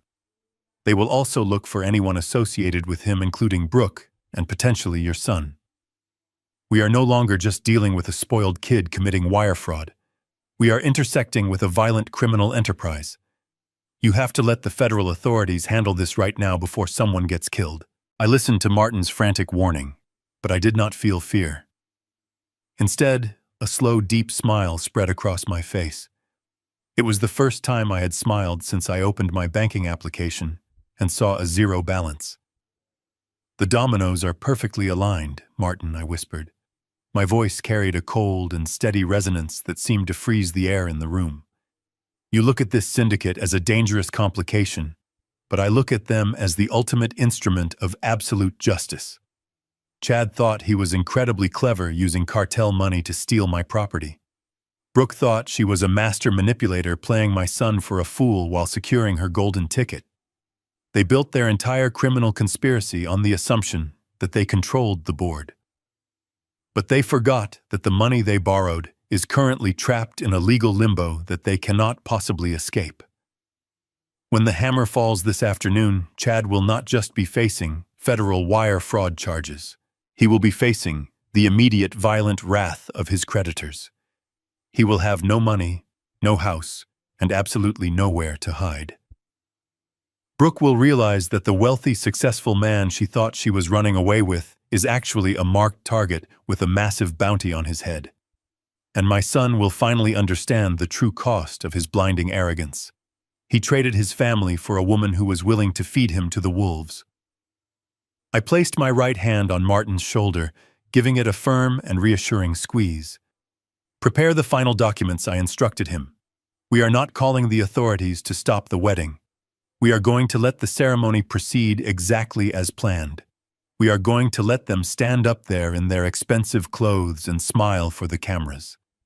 And then we are going to burn their entire fraudulent world to the ground in front of everyone they know." Martin stared at me as if I had completely lost my mind. He looked at my hand resting on his shoulder, and then looked back up into my eyes. "Victor," he said, his voice barely above a whisper. "I know you are a brilliant man. I know you have built traps for some of the most sophisticated criminals on the planet. But we are talking about your actual house. We are talking about $600,000 of cartel money floating around in the local financial ecosystem. We are talking about your son being in the crosshairs of a violent syndicate. How can you possibly be this calm? How can you just let this play out, knowing that the deed to your home has already been electronically transferred to a shell company?" I pulled my hand back and walked over to the leather chair opposite his desk. I sat down slowly and crossed my legs, resting my hands on my knees. I looked at the digital clock on the wall. It was now almost 6 in the morning. The sun was fully up, casting a bright, warm light through the office windows. "Martin," I said, keeping my voice perfectly level, "do you honestly believe that a man who spent his entire professional life designing fail-safes for multinational banks would leave his own personal assets entirely unprotected? Do you really think I just left the original deed to $1 million property sitting in an unlocked filing cabinet in my home office for any greedy relative to snatch?" Martin frowned, furrowing his brow. "I saw the transfer documents," he countered. "The county clerk recorded the sale. The transaction was authenticated. It is a matter of public record now." I nodded, acknowledging his point. "The transaction you saw was recorded based on the documents my son submitted," I explained. "But the documents he submitted were entirely worthless. 5 years ago, when Diana first received her terrible medical diagnosis, I knew our lives were going to change forever. I knew that medical bills could accumulate, and I knew that grief can often make people do very desperate things. I wanted to ensure that no matter what happened to my physical or mental state, her legacy would be absolutely untouchable. So I took every single major asset we owned and I moved it." I reached into my breast pocket and pulled out my reading glasses, holding them by the frame. "I did not just hire a standard estate lawyer, Martin. I used a specialized firm in Delaware to establish an irrevocable blind trust. I transferred the actual legal title of the house, the primary investment accounts, and the central architecture of the life insurance payout directly into that trust. The moment I signed those papers 5 years ago, Victor Gallagher ceased to be the legal owner of that property. The trust became the sole proprietor. I am simply the primary beneficiary and the tenant. My son cannot legally sell a house that I do not even own." Martin let out a sharp gasp and fell back into his chair. His eyes widened as the sheer magnitude of the legal reality washed over him. He ran a hand through his thinning hair. "But the paperwork," he stammered. "The deed he gave to the buyers. The bank account numbers he used to move the $485,000. What exactly did he steal?" "He stole a beautifully orchestrated illusion," I replied with a cold smile. "When I set up the blind trust, I knew Derek was careless, and I knew Brooke was incredibly greedy. I anticipated that someday someone might try to pressure me or take advantage of my old age, so I left a trail of dummy documents in the house. The deed Derek found in my desk was a highly accurate replica of the original document from before the trust was formed. The bank account he drained was a superficial holding account. It looks real, it functions like a real account for small daily transactions. but it does not hold the actual principle of my wealth. It is a digital honeypot designed to trigger massive internal alarms the second a withdrawal exceeds a certain threshold. Derek thought he was executing the perfect crime. I continued, leaning forward. He thought he outsmarted his frail old father. But legally speaking, he committed multiple federal felonies to sell a piece of paper that has absolutely zero legal standing. The county clerk recorded the sale yesterday afternoon because the forged signatures looked legitimate on a surface level. But when the title insurance company attempts to verify the deep chain of ownership on Monday morning, the entire transaction will bounce back as completely fraudulent. The property transfer will be automatically nullified by the state. Martin began to laugh. It was a low, disbelieving chuckle that slowly grew into a genuine expression of absolute awe. He shook his head, staring at me as if seeing me for the very first time. "You let him sell a fake house to a real loan shark," he said, his voice filled with a mixture of terror and profound respect. "You let Chad take $600,000 of extremely dangerous cartel money and hand it over for a forged piece of worthless paper." "Exactly," I said, my smile widening just a fraction. "Derek sold a house he had zero legal claim to. Apex Holdings bought an illusion. And because the dummy bank account Derek used to receive that $600,000 is tied to the restricted blind trust security system, that money is now completely frozen by automatic federal banking protocols. Chad cannot get the money back. Derek cannot access the money to run away. Brooke will find out she is marrying a man who is not only completely broke, but is also about to be indicted for wire fraud. They are all trapped in a cage of their own making, and the loan sharks hold the key." Martin turned back to his computer monitor to verify my claim. His fingers flew across the keyboard as he accessed the back end of the holding account where the funds had been deposited. The screen illuminated his face with a pale blue light. He navigated through the secure financial portal, bypassing the surface-level ledger that Derek had seen. When he reached the core transaction history, his mouth parted in silent astonishment. Right there on the screen was the inbound transfer of $600,000 from Apex Holdings. But the text was not printed in the standard green font that indicated available liquid funds. It was highlighted in a bold, glaring red block. Across the status bar read a very specific sequence of words: unauthorized external deposit pending federal fraud review, account frozen. I walked over and looked over his shoulder at the glowing red text. "I designed that specific security protocol myself," I explained to him. "I call it the escrow devourer. When a standard checking account suddenly receives a massive influx of cash that does not align with its historical financial profile, a normal bank might just flag it for a manual phone call to the account holder. But this account is directly tethered to the blind trust. The trust operates under strict corporate compliance regulations. The moment Chad initiated that wire transfer, the system automatically identified the incoming funds as a severe anomaly. It did not reject the transfer and send the money back to Chad. That would have given him a chance to recover. Instead, the system accepted the deposit and immediately swallowed it whole, locking it inside a federal holding vault." Martin traced the red block of text with his finger. "The money is effectively paralyzed," he said. "Because the transaction triggered a fraud review, the bank will not release these funds without a full-scale investigation.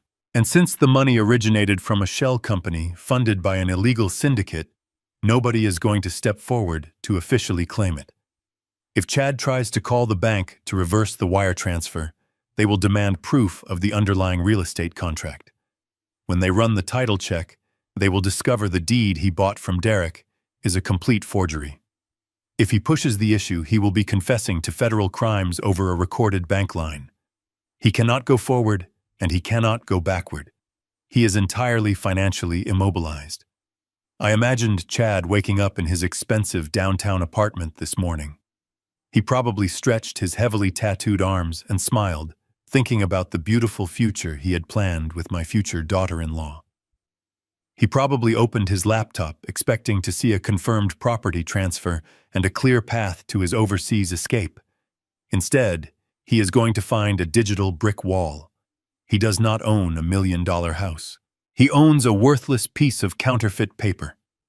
The $600,000 he borrowed from violent criminals is completely gone, trapped in a bureaucratic nightmare that he can never legally challenge.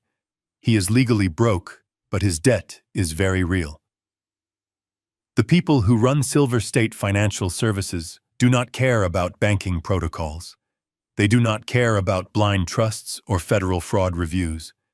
When they handed over that duffel bag of digital cash, they expected a massive return on their investment by next week. They operate on absolute terror and strict deadlines. When Chad fails to produce the title to the house and fails to return their initial principal, they will not file a civil lawsuit in a downtown courthouse. They will send men to his gym. They will send men to his apartment. They will tear his life apart looking for their money. He thought he was playing a brilliant game of real estate flipping, but he was actually walking blindfolded into a minefield. And the most poetic part of this entire situation is that Chad cannot tell Brooke what has happened. If he admits that the money is trapped and the house is a fake, she will instantly realize that her golden ticket has evaporated. She is a parasite who only attaches herself to a wealthy host. Without the cash, Chad is completely useless to her. He knows this. He will try to hide the panic. He will try to pretend everything is going exactly according to their master plan. He will put on his tailored suit, and he will dram to my son's wedding, carrying the crushing weight of a massive syndicate debt on his shoulders. He will stand in the crowd, sweating profusely, waiting for an opportunity to magically fix an unfixable disaster. Martin leaned back and rubbed his tired eyes. We have armed a bomb and locked them all in the room with it. What do we do now? Do we just wait for the syndicate to figure it out? I stepped away from the desk and walked toward the door of the office. We have spent the entire night gathering the ultimate proof of their unforgivable crimes. The digital trap has successfully closed around them with absolute perfection. No, I replied, picking up my jacket. We are not going to leave this to chance. I have absolutely no intention of hiding in the shadows while they enjoy a luxurious party funded by my stolen legacy. They must face the brutal consequences of their terrible decisions in front of everyone they know. The wedding ceremony begins at 4 o'clock this afternoon at that ridiculous outdoor estate. They are going to serve expensive food and play beautiful music. They are going to celebrate a union built on the total destruction of my family. I am going to go home, change into my best suit, and attend my only son's wedding. I want a front row seat when the realization of what they have done finally washes over them. I want to look directly into their eyes when the walls collapse. I left Martin's law office shortly after sunrise and allowed myself a few hours of much-needed rest at his private downtown apartment. The morning had been a whirlwind of digital forensic work and legal preparation, but the afternoon required a completely different kind of focus. It was now exactly 3 in the afternoon. The extravagant outdoor wedding ceremony was scheduled to begin at 4. I stood in the center of Martin's opulent guest bathroom, staring directly into the large, brightly lit mirror over the marble sink. The face looking back at me was no longer the face of a confused and defeated senior citizen. The exhaustion of the previous night had completely vanished, replaced by a cold and hardened resolve. I turned the brass handle and let the hot water run, splashing it over my face to wash away the last lingering traces of the frail old man I had pretended to be. That pathetic character had served his purpose perfectly. He had drawn out the sheer arrogance of my enemies and convinced them to spring their own traps. But that man was dead now. I walked into the adjoining bedroom where a heavy garment bag was laying across the freshly made bed. Before the movers had completely stripped my home the previous morning, I had quietly packed a single travel bag with a few essential items. Inside that bag was the armor I needed for today. I unzipped the dark canvas slowly and carefully extracted a custom-tailored, charcoal gray Tom Ford suit. I had purchased this exact suit 5 years ago for my official corporate retirement party. It was the suit I wore when the board of directors stood and applauded my 3 decades of ruthlessly dismantling financial criminals. The fabric was immaculate, and the cut was dangerously sharp. I slipped into the crisp white dress shirt, buttoning it with steady and deliberate fingers. I fastened the platinum cufflinks Diana had given me on our 20th wedding anniversary. They felt heavy and cold against my wrists, serving as a physical reminder of exactly why I was doing this. I pulled the tailored trousers on and slid my arms into the heavy silk-lined jacket. The fit was absolutely perfect. It instantly changed the entire geometry of my posture. I stepped back and looked at my full reflection in the tall standing mirror near the window. The transformation was absolute and undeniable. I was not a sad, broken father mourning the loss of a son. I was not a helpless victim crying over a stolen inheritance. I was the executioner. I was the living embodiment of the consequences they thought they had so cleverly avoided. I adjusted my silk tie, making sure the knot was perfectly symmetrical. I checked my inner breast pocket to ensure I had my phone, which contained the high-definition video and the isolated audio files. I also reached into my wallet and pulled out the crisp $100 bill that Brooke had shoved into my chest the night before. I folded it neatly and placed it into the front pocket of my trousers. I wanted it close at hand for the grand finale. I picked up my dark sunglasses and my heavy silver watch, securing it tightly around my left wrist. I took one final deep breath, filling my lungs with the cool, air-conditioned breeze of the room. I was entirely ready for war. I walked out of the apartment building and stepped into the bright afternoon sun. A massive black luxury sport utility vehicle was idling quietly at the curb. Martin was sitting in the driver's seat, wearing a sharp navy suit of his own. He looked like a federal agent preparing for a massive dawn raid. I opened the heavy passenger door and climbed inside the spacious leather cabin. The doors locked with a solid and reassuring click. Martin put the vehicle into drive, and we pulled smoothly away from the curb, merging into the steady flow of weekend traffic. We did not speak. There was absolutely no need for words anymore. The plan was set in stone, and the evidence was entirely bulletproof. We drove out of the dense city center and headed toward the rolling hills of the western suburbs, where the $200,000 estate was located. I watched the expensive neighborhoods roll past my tinted window. Derek and Brooke were probably taking their pre-wedding photographs right now. They were smiling for the cameras, wearing their expensive clothes, completely unaware that the financial ground beneath their feet had already opened up to swallow them whole. They thought today was the beautiful beginning of their wealthy new lives. I closed my eyes and leaned back against the headrest, listening to the quiet hum of the powerful engine. It was not a beginning. It was the absolute end. I thought about the vows they were preparing to recite to one another. They were going to stand in front of a priest and promise to love and cherish each other forever. But their entire relationship was a carefully constructed lie built on a foundation of stolen money and profound betrayal. Chad would be standing somewhere in the crowd, trying to maintain his composure while his phone vibrated with threatening messages from a violent syndicate. Brooke would be holding my son's hands, smiling brightly for the photographer, while secretly counting down the hours until she could abandon him entirely.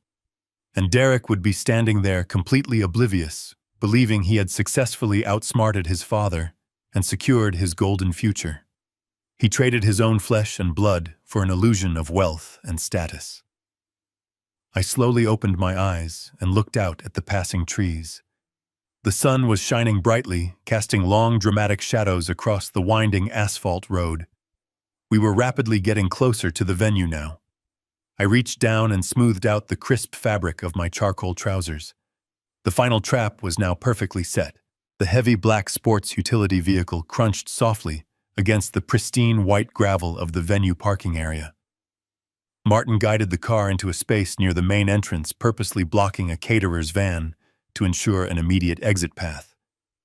I looked through the tinted glass at the sprawling estate.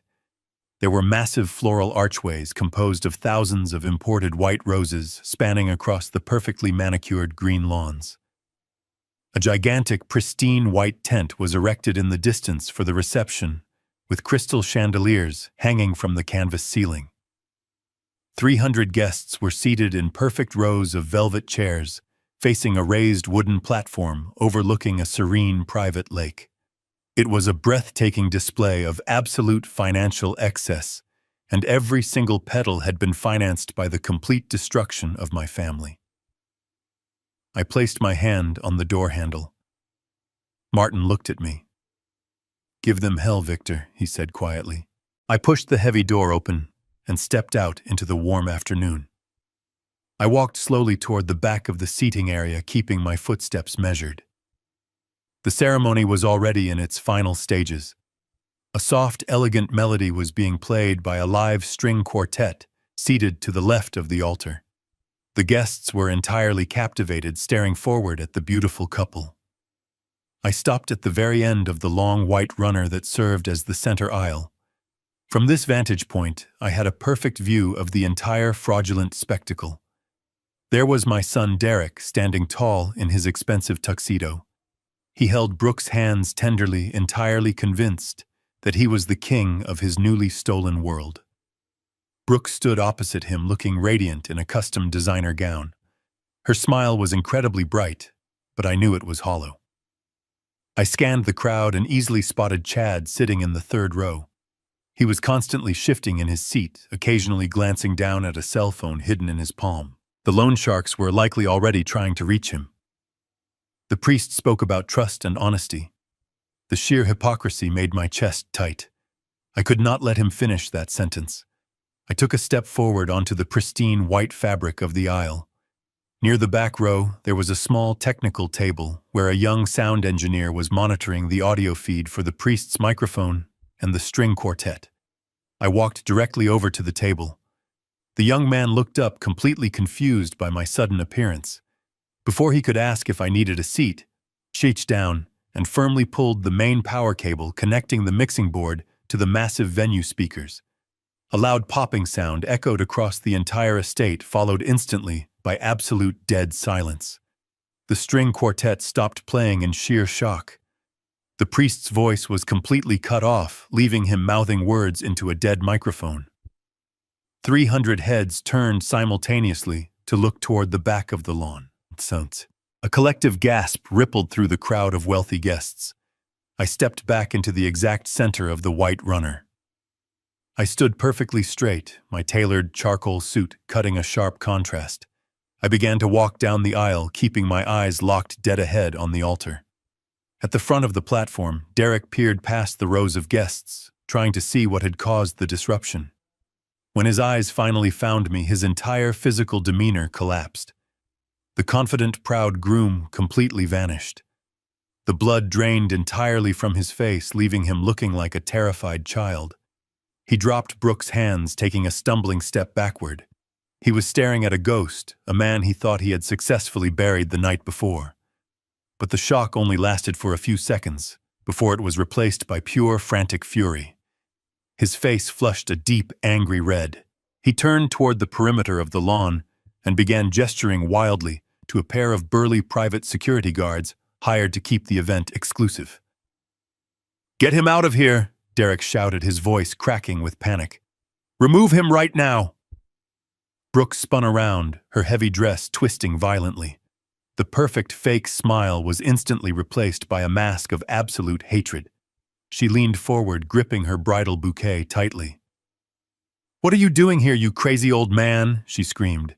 "Someone get this broke, pathetic loser out of my wedding right now." The two security guards began to jog down the side aisles to intercept me. Murmurs of confusion and alarm spread rapidly through the seated guests. People were whispering, asking each other who I was and why I was ruining the day. Chad stood up in the third row, his face a mixture of confusion and dread. I ignored all of them. I ignored the guards closing in. I ignored my sons, frantic shouting. I ignored the bride screaming insults at me from the altar. I kept walking, stepping firmly onto the first wooden stair of the raised platform. The priest instinctively took a step back, holding his hands up in a defensive gesture. The wedding singer, a young woman in a modest black dress, was standing frozen near her microphone stand on the right side of the stage. I walked directly past Derek, who was now frozen in absolute terror, and stepped right up to the singer. "Excuse me," I said softly, reaching out my hand. She was so shocked by my calm, authoritative presence that she simply let go of the microphone and stepped away. I gripped the heavy metal handle of the microphone. I turned around to face my son, my future daughter-in-law, and their 300 horrified guests. The security guards reached the bottom of the stairs, but stopped completely unsure of whether to tackle an elderly man in a custom suit. I looked directly at Derek, who was shaking with rage. I brought the microphone up to my mouth. I did not shout. I did not raise my voice in anger. I held the microphone close to my mouth and spoke with a voice so profoundly calm that it sent a visible shiver through the front rows of the audience. "Derek," I said, allowing the massive speakers to carry my words across the quiet lake. "You told me yesterday that I was a confused old man. You told me to go find a cheap motel and wait for a nursing home. You said you were taking control of my assets to protect my future." I watched him swallow hard, his throat bobbing nervously above his tight bow tie. Brooke stepped slightly behind him, using him as a physical shield. Her eyes were darting toward the security guards, silently begging them to intervene. But the guards simply stood at the bottom of the wooden stairs, entirely captivated by the bizarre drama unfolding before them. I reached into the inner breast pocket of my suit jacket. For a brief second, several people in the crowd gasped, perhaps thinking I was reaching for a weapon. But I simply pulled out my smartphone. I brought it up to eye level and unlocked the screen. "I am not here to make a scene." I continued, my voice echoing off the white canvas of the reception tent. "I am simply here to deliver my wedding gift." I noticed a thick black auxiliary audio cable resting on the technical table beside the singer's stand. It was the input line used to play the instrumental backing tracks. I walked over and picked up the metal connector. I plugged it directly into the bottom of my phone. A low static hum vibrated through the massive speaker system, indicating a live connection. The entire venue fell into a state of absolute suspended animation. Not a single person moved. The gentle rustling of the wind through the imported white roses was the only natural sound left in the world. I opened my encrypted file manager and selected the audio track I had downloaded in Martin's office just hours ago. It was the pristine high-definition audio recording from my living room camera. I looked directly at Brooke. Her face was completely drained of color. She realized what was happening, but she was entirely paralyzed by the sheer terror of the moment. I pressed the play button on my screen. For 2 seconds, there was nothing but the sound of digital silence. Then a voice boomed across the $200,000 estate. It was Brooke's voice, perfectly clear and undeniably authentic. "It is finally going to happen now." The recorded voice of Brooke echoed over the perfectly manicured lawns. A second voice joined hers. It was the deep, arrogant tone of Chad. "To the easiest payday of my entire life," Chad said, through the speakers, followed by the sharp, clinking sound of my crystal Scotch glasses. I stood perfectly still, watching the catastrophic realization hit the 300 guests simultaneously. The recording continued, broadcasting their absolute treachery to the wealthy crowd. "I cannot believe Derek actually bought the whole story," the recorded. Brooke laughed, her voice sounding harsh and incredibly cruel, amplified at this volume. "He thinks he is a financial genius." The crowd let out a collective gasp of pure horror. Women covered their mouths in shock. Men stared in absolute disbelief. Then Chad's recorded voice delivered the final devastating blow. "Derek is an absolute moron," Chad declared over the speakers. "He literally handed me the deed to $1 million property for half the price. Once the wedding is over and the ink is dry on that wire transfer, we are going to disappear. and Derek is going to be left standing at the altar with absolutely nothing but a massive charge. The audio recording continued without any mercy. "We take the $485,000 in cash from the insurance policy," Brooke confessed loudly to the entire world. "We take the $600,000 from the house flip. Our flight to Dubai boards at 2 in the morning. By the time Derek wakes up on Sunday, he will be completely broke, wifeless, and staring down the barrel of a federal indictment." I reached down and pulled the audio cable from my phone, cutting the recording off. The sudden silence that followed was heavier and more suffocating than any noise I had ever experienced. It was the sound of a completely destroyed reality. I looked back at the altar. Derek was no longer flushed with anger. His face was a mask of absolute hollow devastation. He slowly turned his head to look at Brooke, the woman he had betrayed his own father for, the woman he thought he was building a golden empire with. Brooke was physically shaking. She raised her hands defensively, shaking her head side to side, trying to mouth the words that it was fake, but no sound came out. The evidence was far too perfect, and the voices were entirely undeniable. Derek looked down at his hand, which was still lightly touching hers.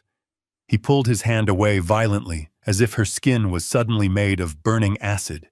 He stumbled backward, almost tripping over the train of her expensive designer dress. He clutched his chest, his breathing rapid and shallow. "Brooke, look at me." Derek gasped, his voice breaking completely. "Tell me that is not real. Tell me you did not plan to leave me with a federal felony." Brooke simply began to cry. Not tears of remorse, but tears of a trapped animal realizing the cage had slammed shut. In the third row of the guest seating, a sudden movement caught the corner of my eye. Chad had realized that his entire scheme was violently exposed. He knew the bride was ruined and the money was gone. He slowly stood up from his velvet chair, trying to keep his head down. He began quickly shuffling sideways down the long, carpeted row. I watched Chad moving desperately toward the edge of the seating area, trying to slip away into the shadows of the large white reception tent.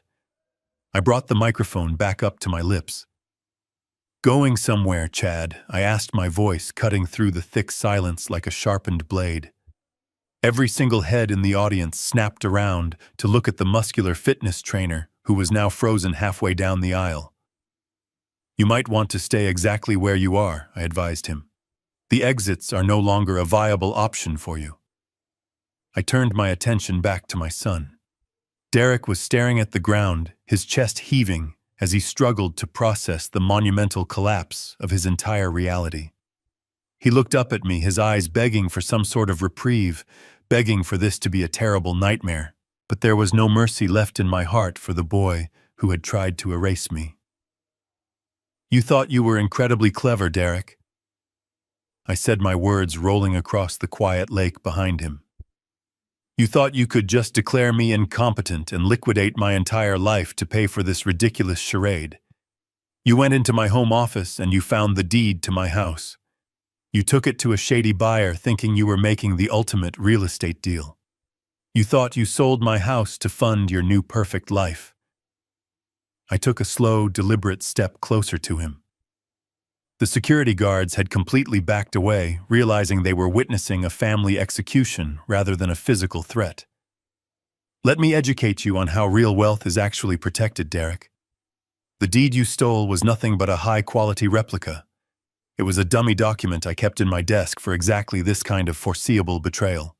5 years ago, I transferred all of my major assets, including the actual legal title to that property, into an irrevocable blind trust. I do not legally own that house anymore, and neither do you. You forged my signature on a temporary power of attorney that had been expired for 8 months to sell a property that you had absolutely zero legal claim to. You did not sell $1 million estate to a private buyer. You committed massive document forgery and sold a worthless piece of paper to a shell company." Derek swayed on his feet, visibly dizzy from the relentless barrage of truth. He reached out to grab the wooden railing of the altar to keep himself from collapsing onto the floor. The guests were whispering frantically to each other, now the scandal completely consuming the wealthy crowd. Brooke was sobbing uncontrollably, her hands covering her face, her expensive makeup running down her cheeks in dark, ugly streaks. But I was not finished dismantling his stolen empire. And then there is the matter of the $485,000. I continued, raising my voice just enough to silence the murmuring crowd.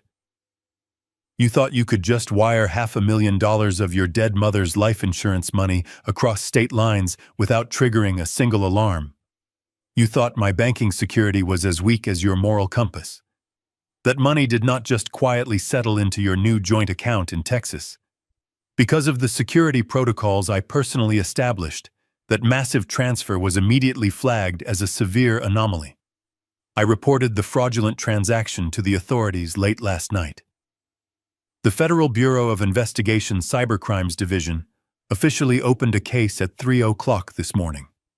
You did not just steal from your father, Derek. You committed federal wire fraud. That is a major felony carrying mandatory minimum prison sentences. The federal authorities have completely frozen the destination accounts. You cannot access a single penny of that money. You are completely broke. You have no house. You have no wife because she was planning to abandon you at the airport tonight. And you are going to federal prison. At that exact moment, a sharp, piercing sound sliced through the heavy tension of the outdoor venue. It was a cell phone ringing violently. It was not coming from the altar. It was coming from the third row. Chad desperately grabbed at his jacket pocket, his hands shaking uncontrollably as he pulled out his vibrating phone. The screen was glowing brightly in the dimming afternoon light. He stared at the caller identification, and his face drained of whatever color it had left. The phone continued to ring, echoing loudly across the silent estate. "Go ahead and answer it, Chad," I suggested, pointing directly at him. "Tell the people from Silver State Financial Services why their $600,000 is currently trapped in a frozen federal holding account. Tell the violent loan sharks you borrowed that money from that the house you bought is a fake and you have absolutely no way to pay them back." Chad's phone kept ringing, a relentless mechanical scream that signaled his absolute doom. He looked around wildly, realizing the devastating truth. The money was gone. The house was an illusion. The federal government was watching the accounts, and the cartel was calling to collect their debt. He dropped the phone onto the grass as if it were burning his hand. The ringing finally stopped, but the silence that followed was far more terrifying. The trap had closed perfectly around all three of them, leaving absolutely no avenue for escape. The 300 guests remained completely paralyzed by the sheer magnitude of the destruction unfolding before them. Nobody dared to speak. Nobody dared to move. Derek slowly sank to his knees right there on the wooden platform. He buried his face in his trembling hands and finally began to weep. It was the pathetic sound of a broken man who realized he had traded his loyal family for an absolute nightmare of lies and guaranteed prison time. My judgment was complete.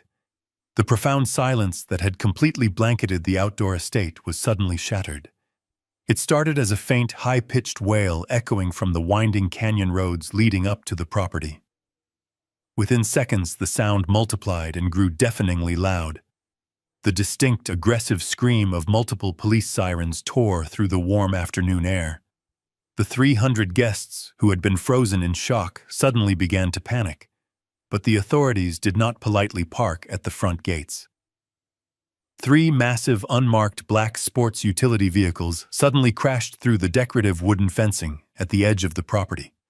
They did not slow down to preserve the expensive landscaping. The heavy tires tore deep, ugly trenches into the perfectly manicured green lawn, sending chunks of mud and crushed white rose petals flying into the air. The vehicles swerved aggressively around the seating area and skidded to a violent halt directly in front of the raised wooden altar. The doors of the vehicles flew open simultaneously. A dozen federal agents wearing dark tactical vests with the letters FBI printed in bold yellow across their chests poured out onto the grass. This was a coordinated federal raid.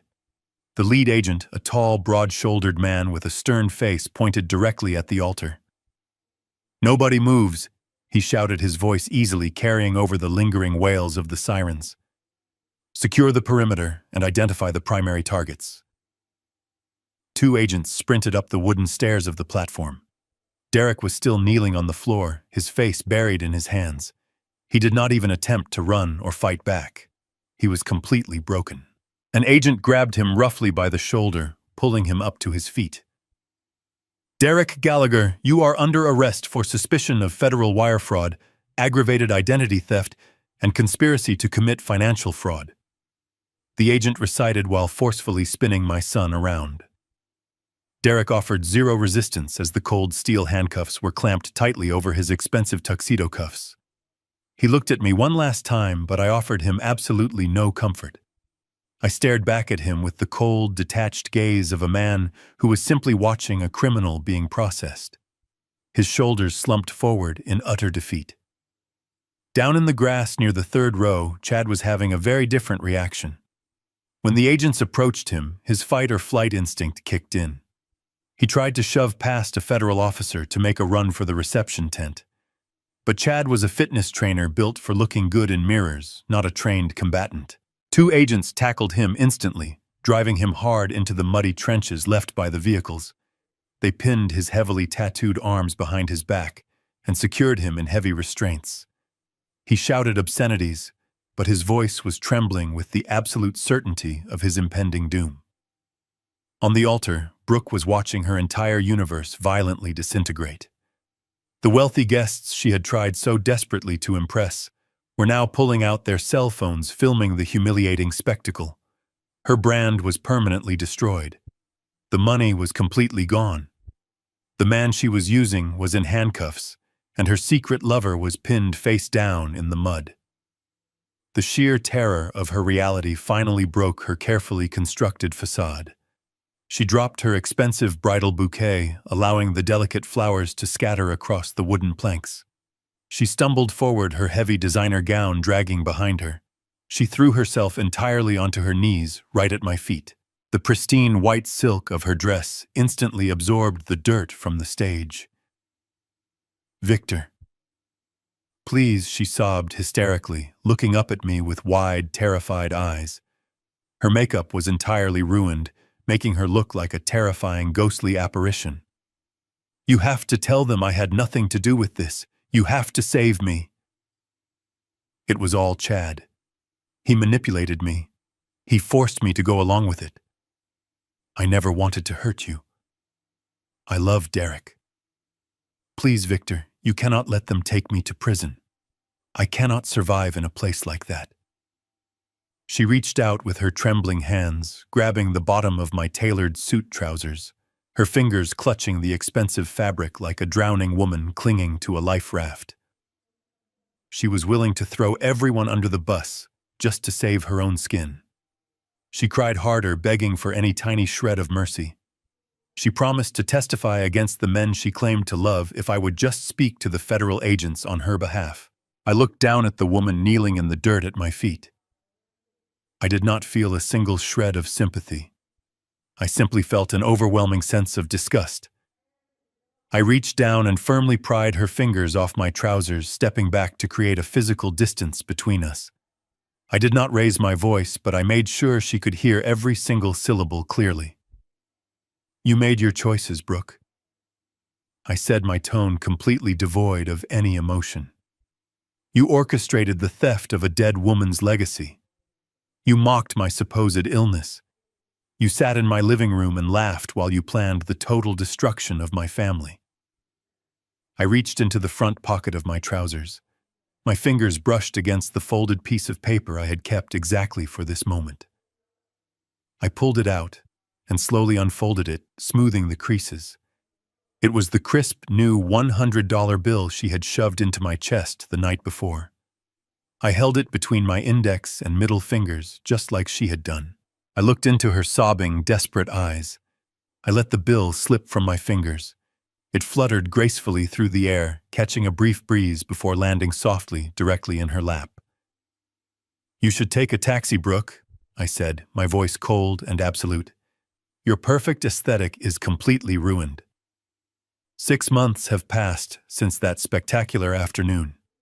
The crisp autumn air has now settled over Austin, bringing a quiet peace that I have not felt in a very long time. I'm sitting on the front porch of my home. The same home that was stripped bare by careless movers is now completely restored. Every piece of antique furniture, every painting, and every memory has been returned to its rightful place. The heavy mahogany console table sits exactly where Diana and I placed it 40 years ago. The polished wood gleams under the soft morning light, reminding me that some foundations simply cannot be broken. I hold a steaming cup of black coffee in my hands, watching the morning sun filter through the leaves of the large oak tree in the front yard. The house is quiet, but it no longer feels hollow. It feels incredibly safe. The storm that ripped through my life has finally passed, leaving behind a perfectly clear sky. The justice system moved with surprising speed once the evidence was presented. Derek did not even attempt to fight the charges. When faced with the undeniable audio recordings, the forged documents, and the massive wire fraud evidence, his public defender advised him to take a plea deal. My son, the boy who thought he was a financial genius, is currently serving a 5-year sentence in a federal correctional facility. He writes me letters occasionally. The envelopes arrive stamped with the strict seal of the federal prison system. I read them carefully, but I do not reply. The letters are full of desperate apologies, but they read more like the regrets of a man who is incredibly sorry. He got caught rather than a man who is truly sorry for what he did. He constantly complains about the harsh reality of his concrete cell and the complete loss of his luxurious lifestyle. Perhaps in 5 long years, he will finally learn the absolute value of an honest dollar. Brooke did not fare much better. She tried desperately to spin a false narrative of victimhood, claiming she was entirely brainwashed by the terrible men in her life. The federal prosecutors did not believe a single word of her tearful performance. She is currently under an intense federal investigation for criminal conspiracy, and her precious social media aesthetic is completely obliterated. The wealthy friends she tried so hard to impress completely abandoned her the exact moment the handcuffs came out. Nobody wanted to be associated with a high-profile federal fraud case. She now lives in a tiny, cramped apartment working a grueling minimum-wage retail job just to pay her constantly mounting legal fees. Every day is a bitter reminder of the incredible wealth she threw away out of sheer endless greed. As for Chad, his fate was decided entirely outside the traditional courtroom. When the federal government seized the fraudulent holding account, the $600,000 he borrowed from Silver State Financial Services was permanently confiscated as illegal proceeds of a severe financial crime. The incredibly violent loan sharks did not care about federal holds or official court orders. They only cared that their massive investment was completely gone. Chad practically vanished into thin air exactly 3 days after the disastrous wedding ceremony. Rumor has it he fled the state entirely, leaving behind his leased luxury cars and his failing fitness business. He is spending the entire rest of his miserable life constantly looking over his shoulder, jumping at every single shadow, knowing the cartel will never stop hunting him down. He traded a secure, comfortable life for a quick payout and successfully bought himself a permanent waking nightmare. A sleek black car pulls into my driveway, interrupting my quiet reflections. Martin steps out carrying a thick leather briefcase. He walks up the familiar stone steps and hands me a pristine stack of formal legal documents.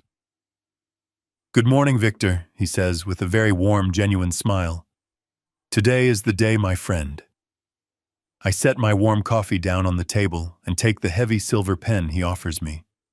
The crisp white papers in front of me represent the absolute culmination of my sacred promise to Diana. The federal court not only fully restored the stolen $485,000 to my primary account, but they also released the seized $600,000 cartel funds as direct restitution for the severe emotional and financial damages inflicted upon my estate. With a few precise, deliberate strokes of the pen, I sign the final establishing charters. The massive sum of money is officially transferred. The defunct community center on the east side of town has been completely purchased and fully renovated to the highest possible standards. Next week, we will cut the bright red ribbon and officially open the doors to the Diana Gallagher Youth Shelter. It will serve as a safe haven for innocent children who have nowhere else to go. Children who desperately deserve a chance to build a real family. It is a legacy of absolute kindness, beautifully built from the terrible ashes of profound human greed. I hand the signed legal documents back to Martin. He respectfully nods his head in deep admiration and quietly returns to his idling car, leaving me completely alone with my final thoughts. I look out over the beautiful garden Diana planted so many years ago.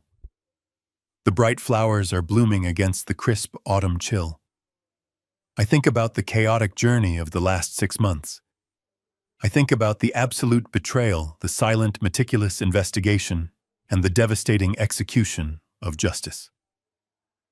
I did not ask for this war, but when it arrived at my doorstep, I fought it with every ounce of my experience. They thought my silence was weakness. They forgot that a silent calculator is just adding up the cost of your ruin. Family isn't blood. It's respect.